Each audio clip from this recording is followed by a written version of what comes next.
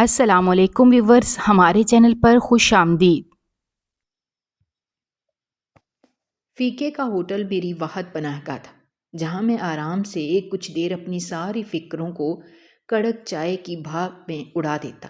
ذہنی بے فکری کے یہ چند پل میرا قیمتی سرمایہ حیات تھے، جو میری اکتاہٹ اور بیزاری کے جان لیوا عذاب کو سہارا دیتے۔ بے روزگاری بھی ایک اچھے خاصے گڈ لکنگ مرد کو کتنا بدصورت بنا دیتی ہے کہ اس کی ساری خوبیاں خامیوں میں بدل جاتی ہیں۔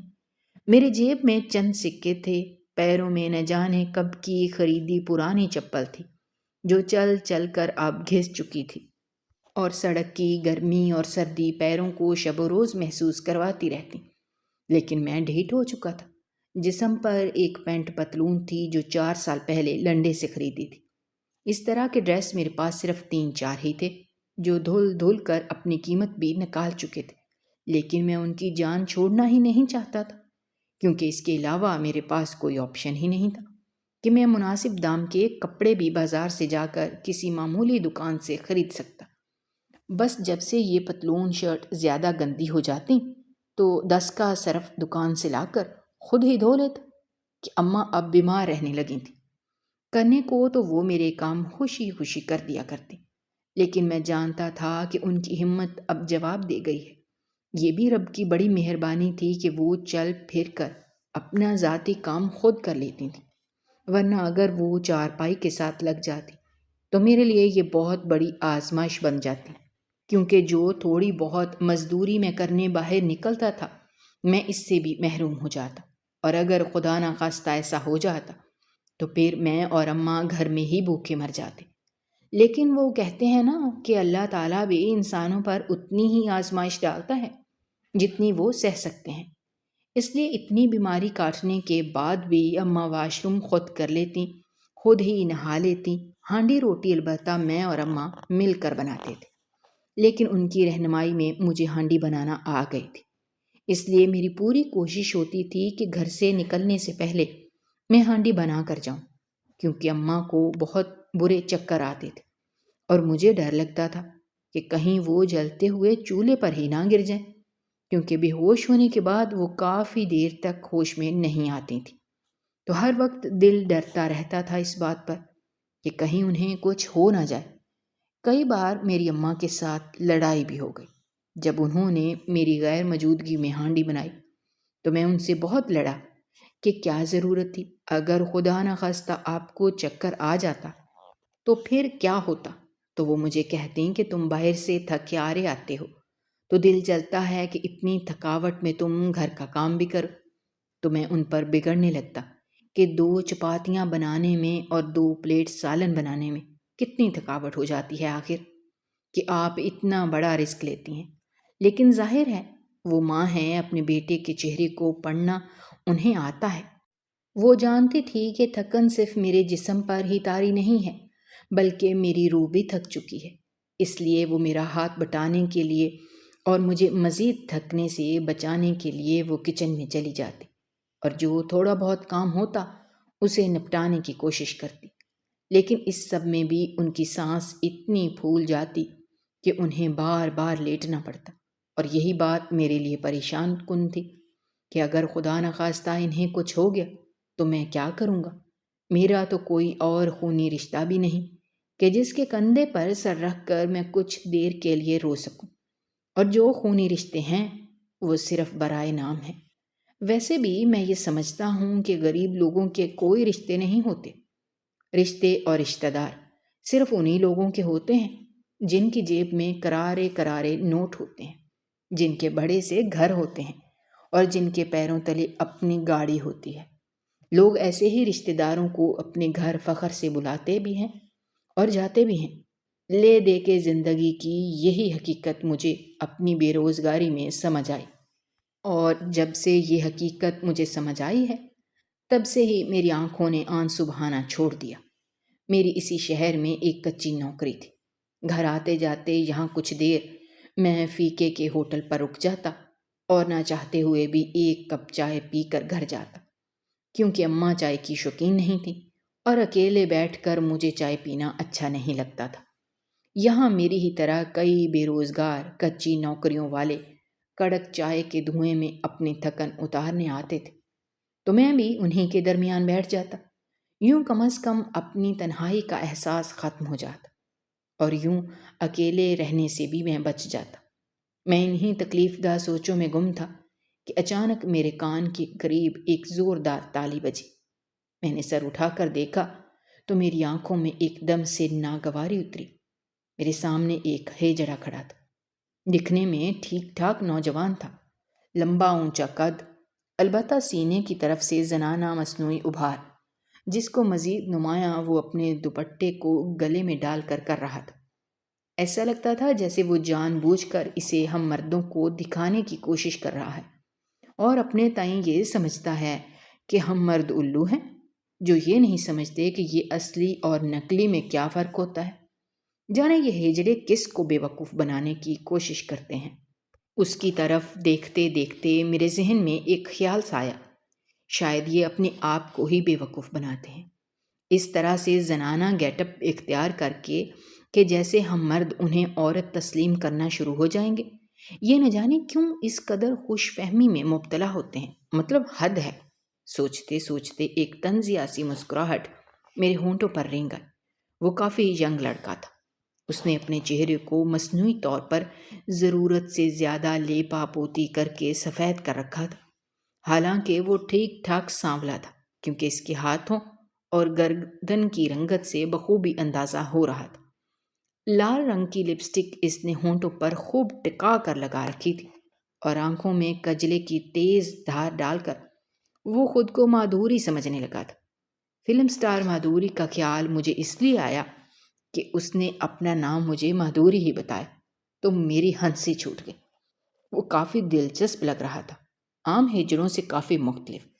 کرسی کھینچ کر وہ میرے ساتھ ہی ایک شان سے آ کر بیٹھا تو میں پوری طرح اس پر متوجہ ہو گیا۔ اس نے ہوٹل کے مالک کو زوردار آواز دے کر چائے کا بولا اور ساتھ میں 2 پاپے لانے کا کہا، اور پھر سینے پر ہاتھ باندھ کر دائیں بائیں دیکھنے لگا کہ اچانک اس نے میری طرف گردن موڑی اور اونچی آواز میں بولا، اے بابو، اتنا کیا گھور کر دیکھتے ہو؟ کیا خوبصورت لڑکی کبھی نہیں دیکھی؟ تو اس کی بات پر مجھے ایک بار پھر ہنسی چھوٹ گئی، تو وہ خشمگی نگاہوں سے مجھے گھورنے لگا۔ بڑی ہنسی آ رہی ہے تجھے چکنے، تیرے جیسے مادھوری کے آگے پیچھے بہت آتے ہیں، یہ اور بات ہے کہ میں انہیں لفٹ نہیں کراتی۔ تو میں ہنستے ہنستے اسے سر سے پیر تک دیکھنے لگا اور پھر بولا، کون مادھوری؟ اب یہ مت کہہ دینا کہ میں مادھوری ہوں۔ تو وہ اپنی بھویں اچکاتا ہوا مجھے گھور کر دیکھنے لگا۔ تو اس میں کیا غلط ہے؟ میں ہوں مادھوری؟ تو مجھے پھر ہنسی کا دورہ پڑ گیا۔ اب پتہ نہیں میں اس پر ہنس رہا تھا یا اپنے آپ پر، لیکن بہرحال میں کافی دنوں بعد ہنسا تھا۔ ہنستے ہنستے میری آنکھوں میں آنسو آ گئے، جنہیں میں نے بے دردی سے اپنے ہاتھوں کی پشت سے صاف کر ڈالا۔ میرے ساتھ ہمیشہ ایسا ہوتا تھا کہ جب بھی ہنسنے لگتا میری آنکھیں رونے لگتی۔ نہ جانے کیا بات ہوئی کہ اس کے چہرے کی سختی ایک دم سے نرمی میں بدل گئی، اور وہ بجائے غصہ کرنے کے ایک دم نرمی سے بولا، تم ہنس رہے ہو یا رو رہے ہو سمجھ نہیں لگی مجھے۔ میں تو فی الحال ہنس رہا ہوں، رونے والی تو اس میں کوئی بات ہی نہیں، میں نے اپنی آنکھیں صاف کرتے ہوئے اس سے کہا۔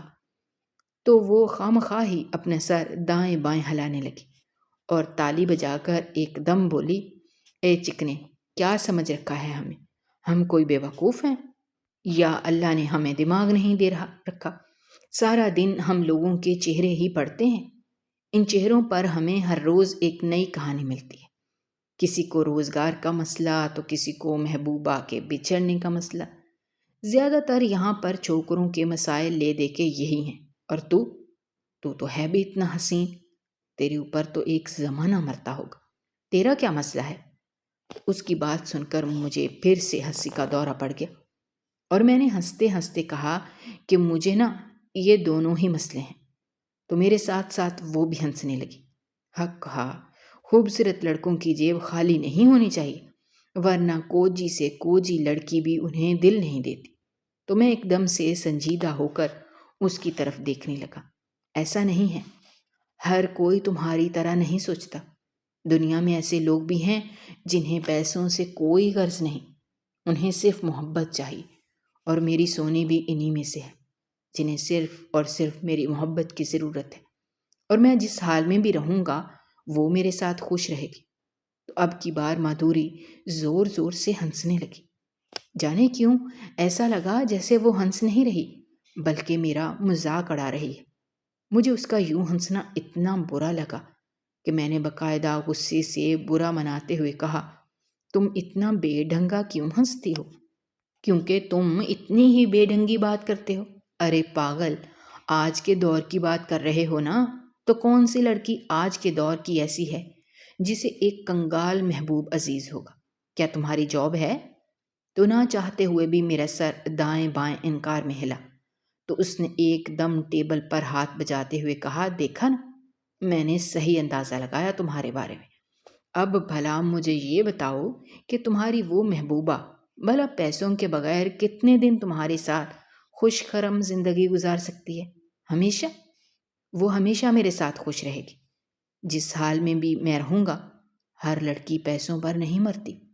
تو وہ ایک دم سنجیدہ ہو کر میری طرف دیکھنے لگی۔ ہر لڑکی پیسوں پر نہیں مرتی، لیکن یہاں ہر لڑکی ہی پیسوں کی دل دادا ہے۔ خدا جانے تم کس جہاں میں سانس لیتے ہو؟ مانا کہ خوبصورت ہو لیکن عقل سے بالکل پیدل لگتے ہو۔ ضروری نہیں ہے کہ سڑکوں پہ پھر پھر کر تم نے جو لوگوں کے چہرے پڑھنا شروع کیے ہیں تو اس میں تم نے PhD بھی کر لی ہو، اور جیسا تم سوچتی ہو ضروری نہیں کہ ویسا ہی ہوتا ہو۔ سونیا اور میں بچپن سے ایک دوسرے کو بے انتہا چاہتے ہیں اور بہت جلد شادی کرنے والے ہیں۔ تمہیں ضرور بلواؤں گا، جلد ہی آ کر ڈانس وانس کر لینا، پیسہ بھی ملے گا۔ تو وہ آنکھیں سکیڑ کر میری طرف دیکھنے لگی۔ اگر ایسا ہے تیری شادی جلد ہونے والی ہے اپنی محبوبہ کے ساتھ تو میں تیری شادی پر ضرور آؤں گی، لیکن پیسوں کے لیے نہیں، بلکہ صرف یہ دیکھنے کے لیے کہ ایسی وہ کون سی لڑکی ہے جو ایک کنگال آدمی سے جانتے بوجھتے ہوئے بھی شادی کرنے جا رہی ہے۔ ایسی لڑکی کو دیکھنا تو میں اپنے لیے باعث سعادت سمجھوں گی۔ تو میں نے اسے کہا کہ ٹھیک ہے، جو ہی شادی کی تاریخ رکھی جائے گی تو میں تجھے ضرور بتاؤں گا، یہی فیکے کے ہوٹل پر۔ اگر ملاقات ہو گئی تو ٹھیک ہے، ورنہ تیرے لیے اسپیشل پیغام چھوڑ کر جاؤں گا۔ فیکے کو میرے گھر کا پتہ ہے، اس کے ساتھ چلی آنا، نہیں تو پتہ کر لینا۔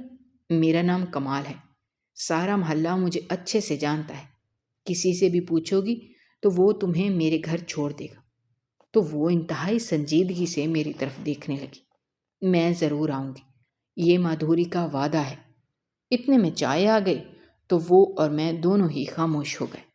میری چائے تو نہ جانے کب کی ٹھنڈی ہو چکی تھی، تو میں نے ہوٹل کے ملازم لڑکے کو کہا، اسی کو گرم کر کے لا دو۔ تو وہ میری چائے لے کر چلا گیا۔ مادھوری میرے سامنے ہی چائے کے کپ میں پاپے ڈبو ڈبو کر کھانے لگی۔ اتنے میں میری چائے بھی آ گئی تو میں بھی چائے پینے لگا۔ اچانک میری نظر گھڑی پر گئی تو میرے پیروں تلے سے زمین ہی نکل گئی۔ آج میں بہت زیادہ لیٹ ہو گیا تھا، نہ جانے اماں کا کیا حال ہوگا۔ میں تیزی سے اٹھا تو اس نے مجھے سوالیہ نظروں سے دیکھا، تو میں نے کہا کہ میں آج بہت لیٹ ہوں، گھر پر میری اماں بہت فکر مند ہو گئی ہوں گی، تم سے باتیں کرنے میں وقت کا پتہ ہی نہیں چلا۔ تمہاری ماں کیا بیمار ہے؟ اس نے آہستہ سے کہا۔ تو میں نے کہا، ہاں، بس اکثر ان کی طبیعت بگڑ جاتی ہے۔ میں شام 5 بجے تک گھر چلا جاتا ہوں، آج تو 7 بج گئے۔ میں نے فٹافٹ پاؤں میں اپنی چپلیں سیدھی کر کے پہنی اور گرم گرم چائے کے گھونٹ لیتا ہوا اٹھ کر کھڑا ہوا ہی تھا کہ وہ پھر بولی، کیا تمہارے گھر میں کوئی اور نہیں جو ان کی دیکھ بھال کر سکے؟ اس نے سوال کیا تو میں نے انکار میں سر ہلاتے ہوئے کہا، میں اکلوتا ہوں، میں ہی اپنی ماں کی بیٹی اور بیٹا دونوں ہوں۔ گھر میں ہوتا ہوں تو بیٹیوں کی طرح گھر کے سارے کام کرتا ہوں اور پھر بیٹوں کی طرح باہر نکل کر جاب کی تلاش کرتا ہوں۔ تو بس دونوں ہی کردار میں نبھانے کی اپنی طرف سے پوری کوشش کر رہا ہوں تاکہ میری ماں زندگی کے کچھ پل تو سکون سے گزار سکے۔ وہ میری باتیں ٹھوڑی کے تلے ہاتھ رکھ کر بڑی ہی دلچسپی سے سن رہی تھی، لیکن میں نے اسے مزید سوال کرنے کا موقع دیے بغیر ہی جلدی سے خدا حافظ کہا اور وہاں سے چل دیا، کیونکہ میں مزید لیٹ ہونے کا رسک نہیں لے سکتا تھا۔ میں جانتا تھا کہ اگر میں ذرا سا بھی مزید لیٹ ہو گیا تو میری ماں پریشان ہو کر رونے لگے گی اور دروازے پر کھڑی ہو جائے گی، اور ایسا ہی ہوا۔ میں جو ہی گھر پہنچا تو اماں دروازے پر کھڑی ملی، چہرے پر بے انتہا فکر مندی تھی۔ جو ہی ان کی نگاہ مجھ پر پڑی تو وہ ایک دم سے اندر آ گئی۔ تو میں بڑا حیران ہوا کہ ماں نے آج تو مجھ سے کوئی سخت سوال کیا، نہ ہی لیٹ ہو جانے پر شکوہ کیا، ورنہ تو وہ میری پوری انکوائری دروازے پر ہی میرے لیٹ ہونے کی صورت میں کر لیا کرتی تھیں۔ ابھی میں حیران ہو کر اندر داخل ہوا ہی تھا کہ اماں مجھے چارپائی پر بیٹھی ہوئی دکھائی دی۔ ان کے سامنے رکھی ہوئی ٹیبل پر 2 کپ بھی پڑے تھے۔ میں بڑا حیران ہوا کہ یہ چائے کے 2 کپ کس نے بنائے؟ اماں آج پھر کچن میں گئی تھی، کوئی آیا تھا کیا؟ تو وہ چپ چاپ بیٹھی رہیں۔ میرے لیے آج ان کا یہ خاموش رویہ انتہائی عجیب و غریب تھا، ورنہ وہ تو میرے آنے پر اتنی باتیں کرتی تھیں کہ کئی بار تو مجھے انہیں کہنا پڑتا تھا کہ اماں، میں باہر سے تھک ہار کے آیا ہوں اور آپ کے سوال جواب ختم ہی نہیں ہوتے، بہت بولتی ہو آپ۔ تو وہ میری بات پر ہنس دیتی اور کہتی کہ سارا دن میں دیواروں سے باتیں کرتی رہتی ہوں، شکر کرتی ہوں کہ تم گھر آتے ہو تو میں تمہارے سے بات کرتی ہوں اور تم بھی تنگ ہوتے ہو۔ اب میں دل کی بات تم سے نہ کروں تو مجھے بتاؤ میں کس سے کروں؟ تو میں اکثر ان کی اس بات پر ہار مانتے ہوئے کہتا کہ اچھا ٹھیک ہے، آپ مجھ سے باتیں کر لیا کریں، لیکن مجھے تھوڑا سانس تو لینے دیں۔ تو وہ ہنس دیتی۔ لیکن آج اپنی ماں کو اتنا سنجیدہ دیکھ کر میرا دل ہولنے لگا۔ اماں کیا بات ہے؟ کون آیا تھا گھر؟ تم ٹھیک ہو نا؟ تو اماں نے آہستہ سے سر ہلاتے ہوئے کہا، ہاں میں ٹھیک ہوں، چائے کے یہ کپ لے جاؤ۔ جو ہی میں چائے اٹھانے لگا تو دیکھا 1 کپ تو خالی ہے لیکن دوسرا بھرا ہوا ہے۔ تو میرے ہاتھ دوسرے کپ کو اٹھاتے اٹھاتے رک سے گئے۔ تو میں ایک دم سے اماں کے چہرے کی طرف دیکھنے لگا جہاں پر پریشانی کے سائے گہرے ہو گئے تھے۔ میں نے اپنی ماں کو کبھی اتنا پریشان تو اس وقت بھی نہیں دیکھا تھا جب میرا معمولی سا ایکسیڈنٹ ہو گیا تھا، لیکن آج اماں کے چہرے کی پریشانی انتہائی عجیب سی تھی۔ ایسے لگتا تھا جیسے کچھ سنگین ہو گیا ہو، کچھ ایسا جو انتہائی خوفناک ہے۔ میں نے چائے کا بھرا ہوا کپ ٹیبل پر ہی رہنے دیا اور ان کے قریب آ کر بیٹھ گیا۔ پھر ان کے کندھے پر ہاتھ رکھا تو وہ ایسے چونکیں جیسے کسی بہت ہی گہرے خیال سے نکلی ہوں۔ اماں سب خیریت تو ہے؟ اب کچھ بتاتی کیوں نہیں؟ کیا ہوا؟ تو وہ مجھے کہنے لگی، کچھ نہیں پتر، جا کے کھانا کھا لے، میں نے روٹی بنائی ہے۔ مجھے بھوک نہیں ہے اماں، سیدھی طرح بتاؤ کیا بات ہے، اور آپ کو کس نے کہا تھا میری روٹی بنانے کو؟ تم 5 بجے تک نہیں آئے تو میں نے کہا شاید لیٹ ہو گئے ہو، تو میں نے سوچا کہ میں تمہارے لیے روٹی بنا دوں۔ آپ نے کھانا کھایا؟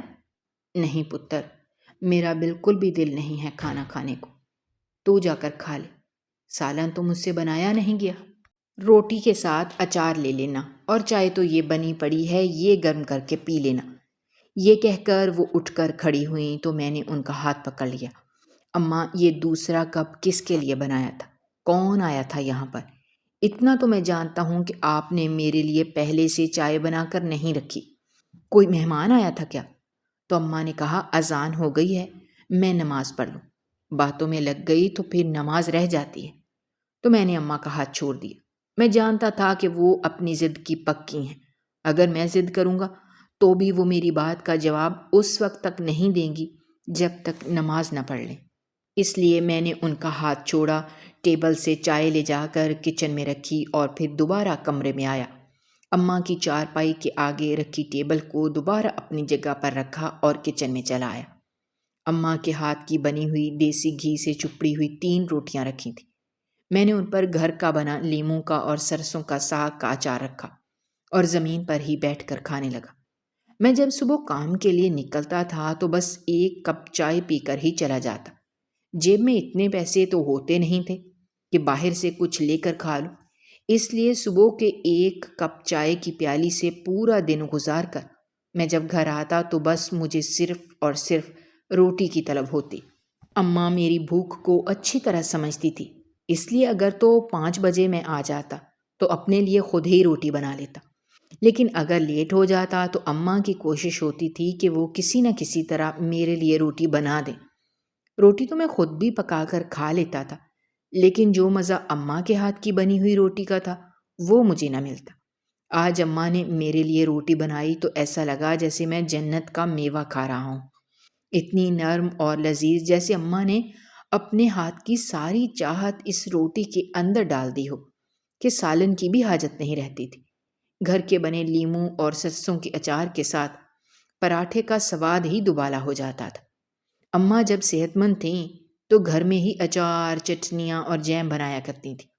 ہم نے کبھی بھی بازار سے یہ چیزیں نہیں خریدی، اور اگر کبھی خرید بھی لیں تو اماں کے ہاتھ کا سواد بازار کے بنے اچار چٹنیوں میں ڈھونڈتا ہی رہ جاتا۔ اس لیے اکثر اماں کو فورس کرتا تھا کہ میں آپ کے ساتھ مدد کراؤں گا، آپ بس مجھے گھر میں اچار بنا دیا کریں۔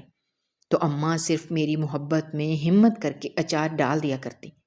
اماں کے ہاتھ کی اچار چٹنی ہو یا جیم کسی چٹپٹے سالن کی طرح انتہائی لذیذ ہوتے تھے کہ کھاتے دل بھرتا ہی نہ تھا۔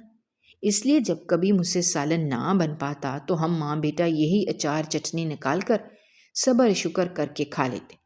میری کچی نوکری تھی، کبھی وقت پر تنخواہ ملتی اور کبھی بہت لیٹ۔ سیٹ اکثر تنخواہ کے معاملے میں ڈنڈی مار جاتا، کبھی وقت پر تنخواہ نہ دیتا، تو ایسے میں یہ اچار چٹنیاں ہمارے پیٹ کے دوزخ کو بھر دیتی۔ میں کھانا بھی کھا رہا تھا، لیکن ساتھ ہی ساتھ مجھے اماں کی بھی فکر تھی کہ نہ جانے آج اماں اتنی کیوں پریشان ہیں۔ میں کھانا کھاتے کھاتے اماں کو بھی دیکھتا جا رہا تھا کہ کب ان کی نماز ختم ہو اور کب مجھے ان کی پریشانی کا علم ہو۔ خدا خدا کر کے اماں نے جو ہی سلام پھیرا تو میں نے فٹافٹ بقیہ روٹی کو کپڑے میں لپیٹ کر فوراً چائے گرم کرنے کے لیے رکھی، اور جو ہی چائے گرم ہوئی تو میں نے کپ میں ڈالی اور کچن سے باہر نکل آیا۔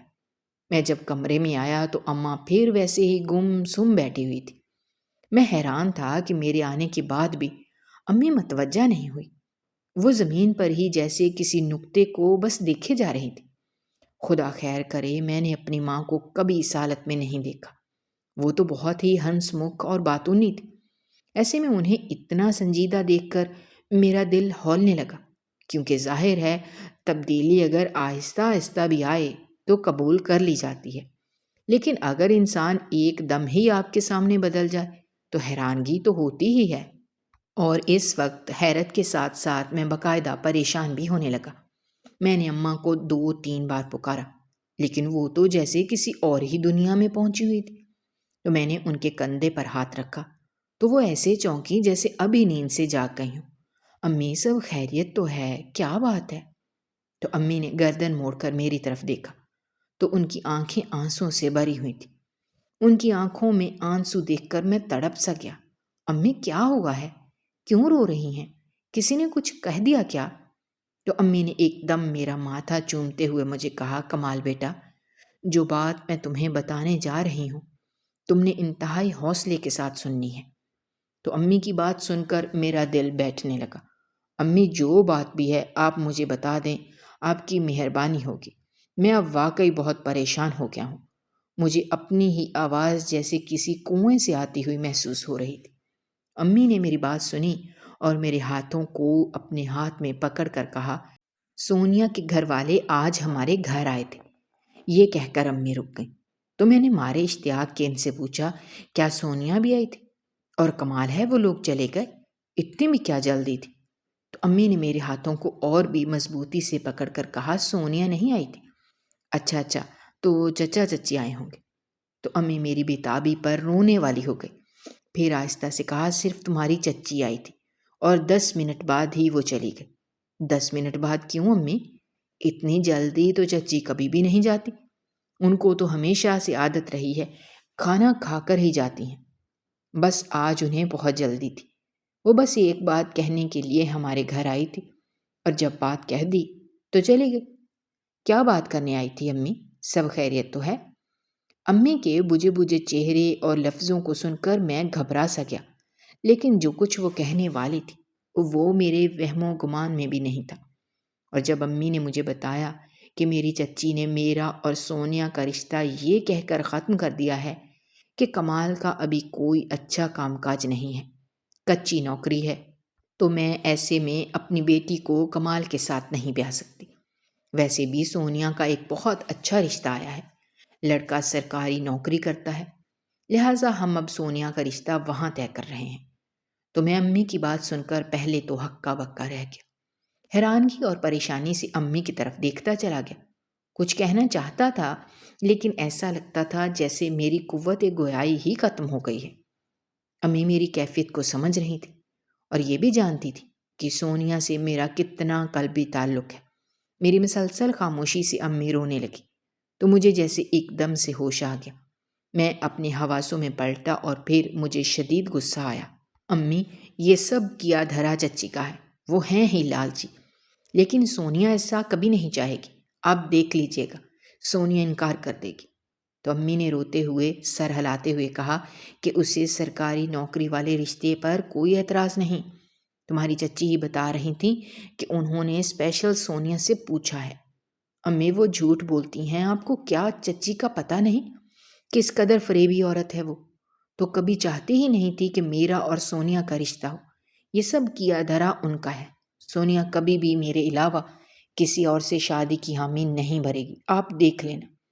امی نے روتے ہوئے اپنے آنسو صاف کیے اور کہا، مجھے بھی حیرت ہے اور کچھ تمہاری چچی پر شک بھی ہے۔ تم ڈائریکٹ سونیا سے رابطہ کر کے یہ بات کیوں نہیں پوچھ لیتے؟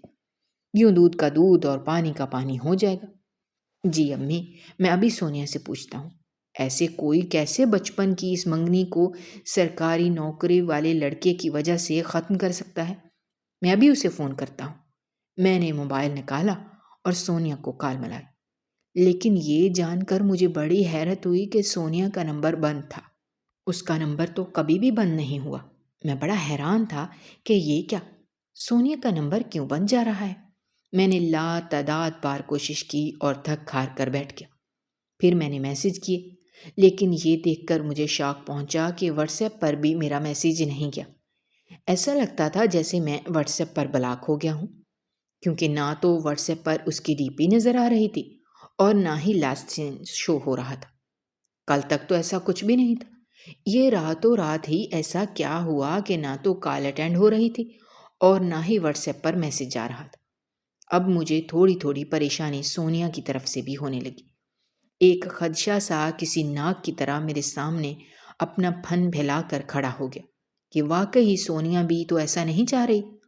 نہیں نہیں، ایسا نہیں ہو سکتا، سونیا میرے ساتھ ایسا نہیں کر سکتی، وہ تو مجھے بہت چاہتی ہے۔ اور پھر سب سے بڑی بات یہ کہ ہماری تو بچپن کی منگنی تھی اور ہم دونوں ہی اپنے رشتے کو لے کر بہت ہی حساس تھے۔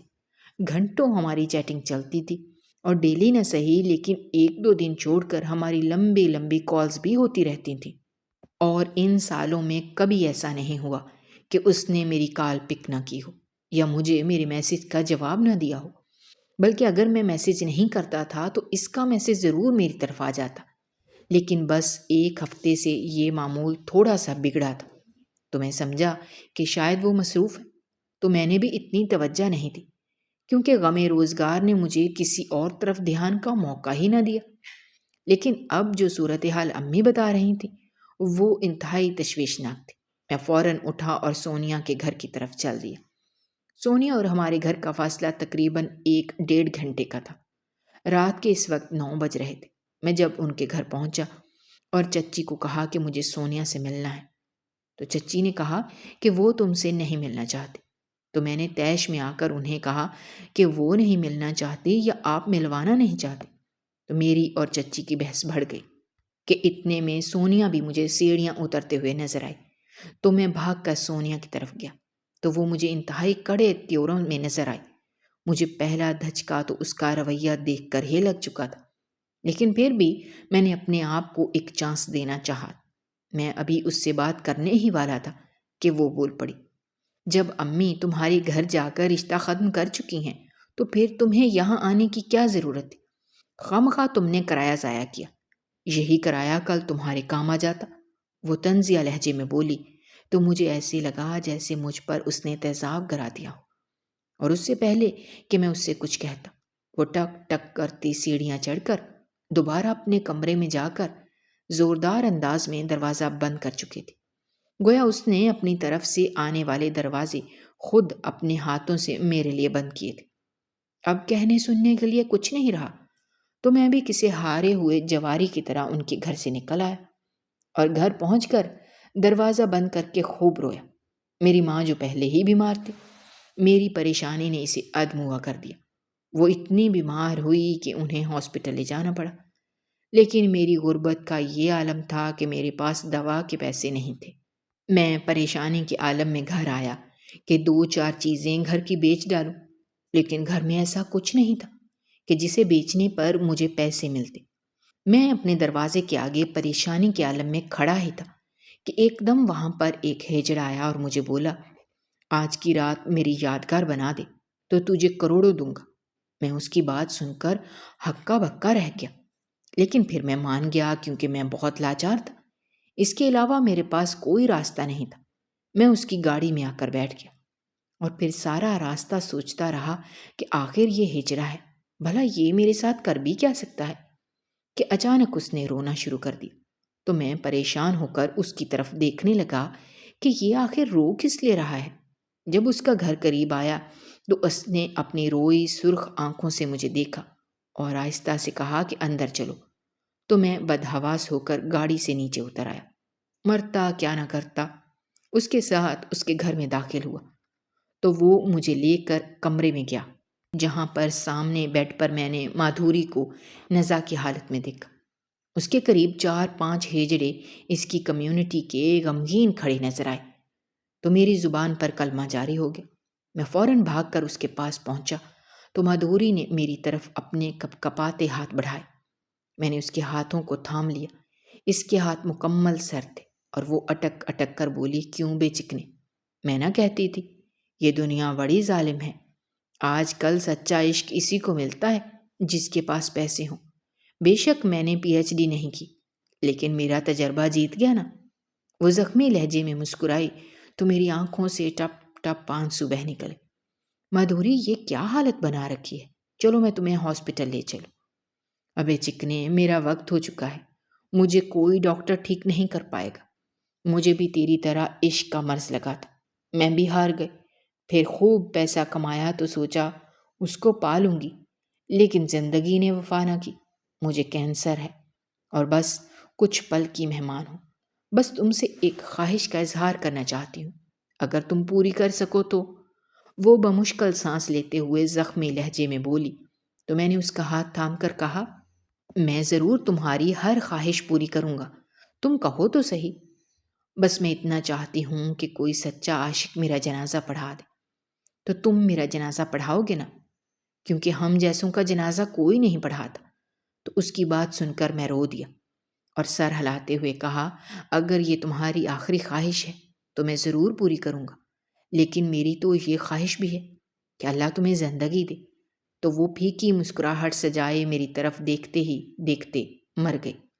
اس کا جنازہ پڑھانے کا ثواب تو مجھے ملنا ہی ملنا تھا، اس بات کا تو مجھے یقین تھا، لیکن مجھے یہ پتہ نہیں تھا کہ وہ وصیت میں میرے نام کروڑوں روپے کر گئی۔